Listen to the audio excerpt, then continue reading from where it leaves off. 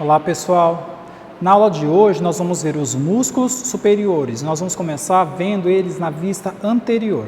Então só para a gente poder começar, um dos músculos grandes, ou o grande nome da musculatura que nós temos é o esternocleidomastoide, ou em alguns livros a gente tem ele como esternocleidomastoide ou esternocleidomastoideu, a mesma coisa. É um músculo que a gente tem que sai da região external, atravessa o pescoço e vai se inserir lá na região do processo mastoide.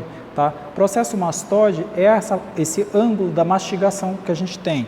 Então ele é um dos músculos que sustenta a cabeça na vista anterior e permite os movimentos de afirmação e os movimentos de inclinação lateral. Além dele, se a gente for descendo, nós vamos ver o peitoral maior, esse músculo que a gente consegue ver na vista anterior aqui, e embaixo do peitoral maior, no outro lado, a gente consegue ver o peitoral menor, tá? São os músculos que vêm na parte anterior do tórax. Descendo mais um pouquinho, a gente tem os abdominais, e são 4 camadas abdominais. Nós temos essa primeira que vocês estão vendo aqui, que é o reto abdominal. As fibras do reto abdominal são em vertical. Depois nós temos o oblíquo externo, que são as fibras externas laterais dele, que tem um sentido diagonal. Depois nós temos o oblíquo interno, que a gente consegue ver no sentido inverso. E depois dele, embaixo desses 4, nós temos o transverso do abdômen, cujas fibras ficam na linha horizontal. Essas 4 camadas de abdominal são exatamente para, primeiro, manter a postura do sujeito, que se a gente lembrar, ele tem apenas as vértebras lombares naquela região, então esses músculos são importantes para isso, para dar essa sustentabilidade. Por isso é importante treinar a postura, treinar os abdominais, para garantir uma boa postura. Além disso, nós vamos ver no membro superior o deltoide. O deltoide é um músculo que a gente consegue ver na vista anterior, lateral e posterior. É o músculo do ombro, ele facilita a flexão do ombro, assim como a abdução dele. Na sequência, nós conseguimos ver o bíceps. O bíceps, como o próprio nome já fala, ele tem 2 cabeças, uma cabeça curta e uma cabeça longa, ou medial e lateral. Ele sai embaixo do deltoide e vai se inserir lá na região do cotovelo, ok? Depois disso, nessa posição que nós estamos vendo aqui, a gente consegue ver os flexores do punho. São músculos, compõem um grupo de 16 músculos. Esses músculos vão favorecer o movimento de flexão ou facilitar o movimento de extensão do punho. Depois deles, aí nós vamos ver os músculos na vista posterior. Pessoal, na vista posterior, então a gente começa, nós vimos antes o esternocleidomastoideo e aqui a gente consegue ver os músculos escalenos. Os músculos escalenos são músculos que, assim como o esternocleidomastoide, ajudam na sustentação da cabeça. Eles formam como se fosse um alicerce anterior e posterior na cabeça para manter o equilíbrio desses 5 quilos de estruturas que a gente tem aqui em cima.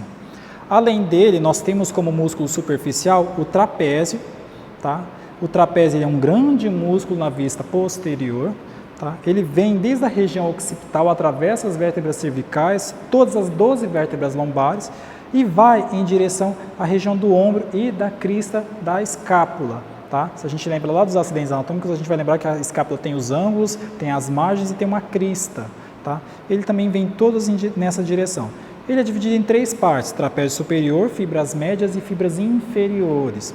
Além disso, a gente tem músculos embaixo do trapézio. No caso, a gente consegue ver aqui os músculos romboides, romboide maior e romboide menor. Qual é a função desses músculos? Principalmente sustentar o seu braço. Você está no computador digitando, esses músculos ajudam na sustentação. Quando você termina o seu dia e sente que tem uma dor incomodando aquela região, é porque você esforçou demais essa região aqui. Muitas vezes não só ele. Depois dele, nós também temos os redondos, que são músculos que ficam embaixo da asa da axila, os redondos menor e o redondo maior. Além deles, nós também temos nessa região posterior os serráteos. Os serráteos são músculos que vão ficar ali na região das costelas, tanto na vista anterior como na vista posterior a gente consegue vê-los em algum momento. Esse é o posterior. E além dele, nós temos um grande músculo que fica na região posterior do tronco, tá? Que é chamado de latíssimo do dorso ou grande dorsal.